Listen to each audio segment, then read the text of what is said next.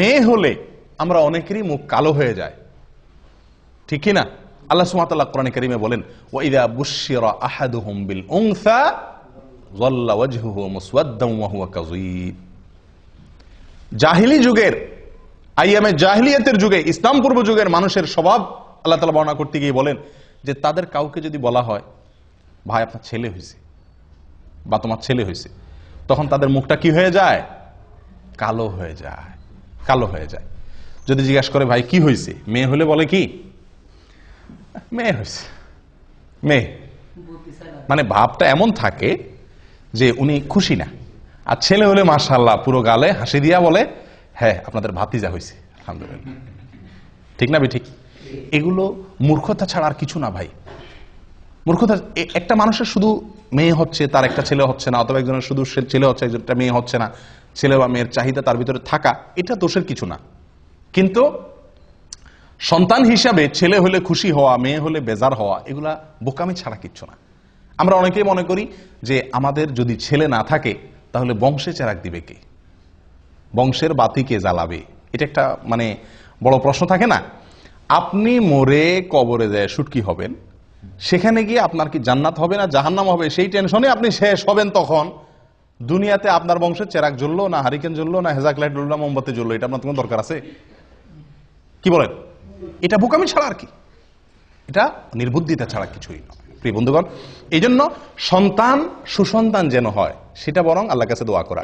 মেয়ে হলে এটাকে ভালো, সঠিক তারবিয়ত, লালন পালন করে সুপাত্রস্থ করতে পারলে, এটাকে ভালোভাবে লালন পালন করতে পারলে, ইনসাফ করতে পারলে, আদর ভালোবাসা দিয়ে, জান্নাতের ওয়াদা আছে। 2টা মেয়ে পারলে, 3টা মেয়ে পারলে, ছেলে 10টা ছেলে পারলেও কোনো জান্নাতের ওয়াদা কোনো হাদিসে নাই। নবী সাল্লাল্লাহু আলাইহি সাল্লাম, আমাদের নবী সাল্লাল্লাহু আলাইহি সাল্লামের 4টা মেয়েকে আল্লাহ তাআলা জীবিত রাখছেন। ছেলে দিছেন যেগুলা সব ছোটবেলায় শেষ নিয়ে গেছেন, বাঁচায় রাখছেন শুধু মেয়েগুলাকে। উনি নিজে মেয়েদের বাপ। অতএব যাদের কি হয় না, ছেলে হয় না বা ছেলে নাই, শুধু মেয়ে, আপনারা এটা ভাইবা খুশি হন যে নবী সাল্লাল্লাহু আলাইহি সাল্লাম মেয়েদের বাপ ছিল, আপনিও কি মেয়েদের বাপ। কোন সালাফ বলেছেন আল আম্বিয়াউ আবুল বানাত, বেশিরভাগ নবীদেরকে আল্লাহ তাআলা ছেলের চাইতে মেয়ে বেশি দিয়েছেন। আর অভিজ্ঞতাও বলে এই যুগে ছেলেদের চাইতে মেয়েরা বাবা মারে কষ্ট কম দেয়। ছেলেরা বাপ মার মুখ যত বেশি চুনকালি দেয়, মেয়েরা ততটা দেয় না। মেয়েরা যতটা ভালোবাসে বাবা মাকে, ছেলেদের ভালোবাসা ততটা পাওয়া যায় না। মেয়েরা সব সময় স্বামীর সাথে ঝগড়া করে বাপ মার পক্ষ হয়ে, আর ছেলেরা বাপ মার সাথে ঝগড়া করে বউয়ের পক্ষ হয়ে। ঠিক না ঠিক? এর মানে এই না যে আমি বলতেছি ছেলে খারাপ মেয়েই ভালো সব, বাকি বেশিরভাগ ঘটনা এরকম ঘটে থাকে। অতএব জন্মের পরে প্রথম কথা হবে আল্লাহর কাছে শুকরিয়া আদায় করা। ছেলে হয়েছে নাকি মেয়ে হয়েছে এ সমস্ত নিয়ে মুখ কালাকালি করা, এটা এক ধরনের কুফরি, এক ধরনের আল্লাহর নেয়ামতকে কি করা, ডিনাই করা, অস্বীকার করা। এটা উচিত নয়। আল্লাহ তাআলা আমাদেরকে সঠিকটা বোঝার তৌফিক দান করেন। তাহলে 3 নম্বর আমল হলো সন্তান জন্মের সংবাদ শোনার পরে, এটা শুধু অভিভাবকের জন্য না, সকলের জন্য প্রথম কাজ হলো কি করা, শোনার পরে আল্লাহর শুকর আদায় করা, আলহামদুলিল্লাহি রাব্বিল আলামিন বা আলহামদুলিল্লাহ। 4 নম্বর আমল, নবজাতক শিশু দুনিয়াতে আসার পরে তার কানে আজান দেওয়া। কি দেওয়া? কানে আজান দেওয়া। কানে আজান দেওয়া এটি একটি আমল। কয়জনে আপনাদের শিশুর জন্মের পরে আজান দেওয়ার ব্যবস্থা করছিলেন এখানে? হাত তোলেন তো দেখি। মাশাআল্লাহ। বাহিরে আজান দিলে এটা সঠিক হলো না, কানে আজান দিতে হবে। কানে আজান দেওয়া মানে আবার কি না, কানে মাইক ধরে আজান দেওয়া না। ছোট বাচ্চা তো মারাই যাবে, তাহলে অ্যাক্সিডেন্ট হবে। আজান দেওয়া বলতে কানের আজানের বাক্যগুলো তাকে কেউ ধরলো আপনার কোলে রেখে সামনে, তার কান বরাবর নিয়ে আপনি কি করলেন, আজানের বাক্যগুলা শুনায় দিলেন তাকে। এখানে চিৎকার করে করে জোর করে করে তার কানের কাছে মুখ নিয়ে কি নেওয়া না, আজান দেওয়া না। আজানের বাক্যগুলো তার কানে শুনিয়ে দেওয়া। তাকে প্রথম এই আল্লাহর জমিনে আসার পরে আল্লাহর কালিমা, সালাতের আহ্বান তার কানে পৌঁছে দেওয়া, এবং এর একটা প্রভাব তার জীবনে ফলবে ইনশাআল্লাহ। কথা বুঝে আসছে ভাই? আবু রাফি রাদিয়াল্লাহু তাআলা আনহু তিনি বর্ণনা করেছেন। কে? আবু রাফি রাদিয়াল্লাহু তাআলা আনহু। তিনি বর্ণনা করেছেন, যেটি মুসনাদে আহমদে এসেছে, সুনানে তিরমিজিতে এসেছে, এবং ইমাম তিরমিজি রাহিমাহুল্লাহ হাদিসটিকে হাসান সহিহ বলে মন্তব্য করেছেন। কি আবু রাফি রাদিয়াল্লাহু তাআলা বলেন, রাআইতু রাসূলুল্লাহ সাল্লাল্লাহু আলাইহি ওয়াসাল্লাম আযানা ফি উযুনিল হাসানি হিনা ওয়ালাদাতহু ফাতিমা বিস-সালাহ। তিনি বলেন, আমি নবী সাল্লাল্লাহু আলাইহি সাল্লামকে দেখেছি, আমি নিজে দেখেছি, তিনি ফাতেমা রাদিয়াল্লাহু তাআলা আনহার ছেলে হাসানের জন্মের পরে তার কানে আজান দিয়েছেন। ঠিক নামাজের যে আজান হুবহু সেরকম আজান তিনি তার নাতি হাসান রাদিয়াল্লাহু কানে দিয়েছেন। তাহলে এটা একটা আমল পাইলাম কি পাইলাম না? আজান দেওয়া। অনেকে বলেন বাম কানে একামত দেওয়া, ডান কানে আজান দেওয়া, বাম কানে। ডান কানে আজান দেওয়া তো নবী সাল্লাল্লাহু আলাইহি ওয়াসাল্লামের আমল থেকে সাবিত হলো, যদিও কেউ কেউ এটা নিয়েও এর সনদ নিয়ে অনেকে মন্তব্য করেছেন, কিন্তু আমার কাছে বিশুদ্ধ মনে হয় আজান দেওয়াটাই সুন্নাত, এই হাদিস দ্বারা যেহেতু সাবিত হয়েছে। বাম কানে একামত দেওয়া এটা কতটুকু প্রমাণিত? আমাদের সমাজে বাম কানেও একামত দেওয়ার কি আছে, রেওয়াজ বা সিস্টেম চালু আছে। তো এটা একেবারে ভিত্তিহীন না। এক্ষেত্রে তিনটা হাদিস পাওয়া যায়। একটা হাদিস যেটা পাওয়া যায় সেটাকে জাল বলেছেন মুহাদ্দিসিনে কেরাম অনেকে, হাদিসটি ভিত্তিহীন।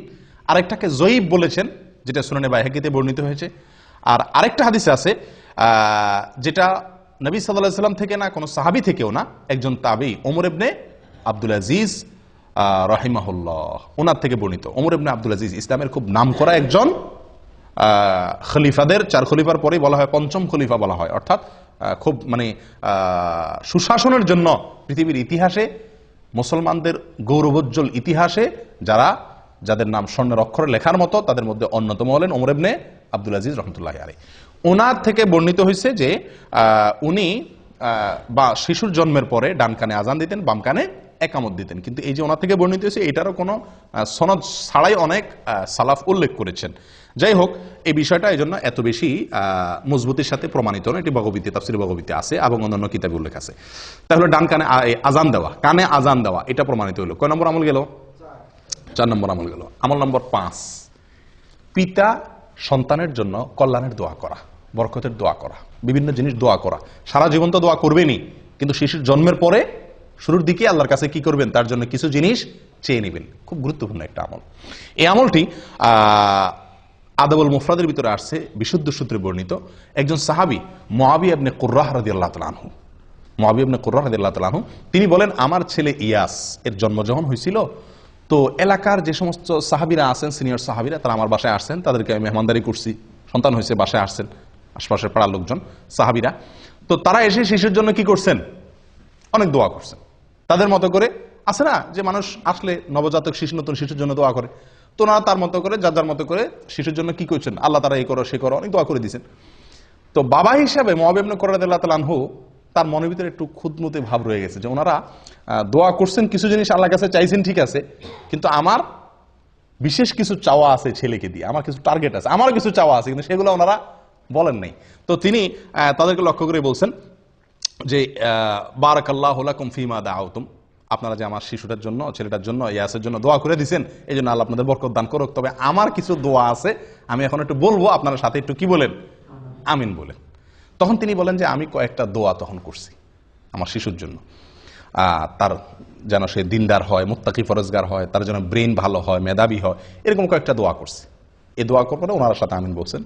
মুআবিয়া ইবনে কুররাহ রাদিয়াল্লাহু তাআলা বলেন যে আমি এই শিশুর বড় হওয়ার পরে, আমাদের ছেলে যখন বড় হয়েছে, তো এর ভিতরে আমি ওই যে দোয়া তার জন্য করছিলাম, আমি লক্ষ্য করে দেখছি যে প্রত্যেকটি দোয়া খেটে গেছে এবং তার জীবনে ফলে গেছে, আমি দেখছি।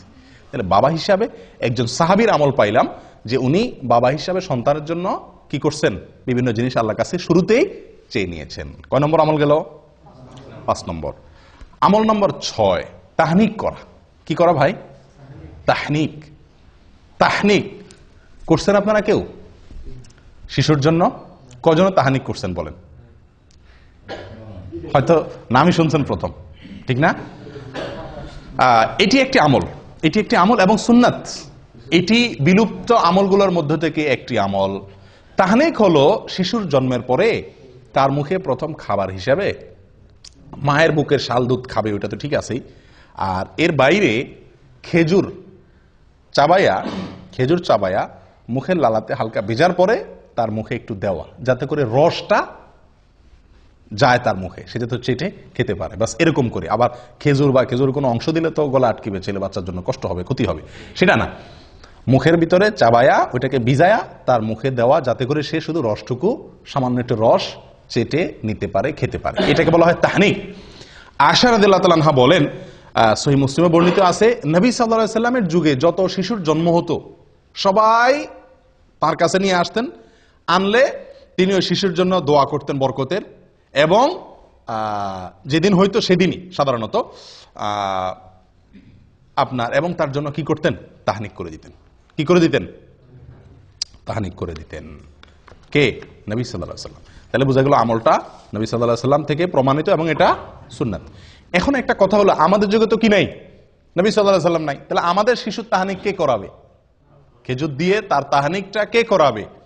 তো এটা নিয়ে অনেক উলামায়ে কেরাম বলেন, আপনার যুগে যে কোনো নেককার, পরহেজগার, মুত্তাকি, ইমাম সাহেব, কোনো আলেম, কোনো ভালো মানুষ তার কাছে নিয়ে যাবেন, তাকে দিয়ে তাহনিক করাবেন। বুঝে আসছে কথা?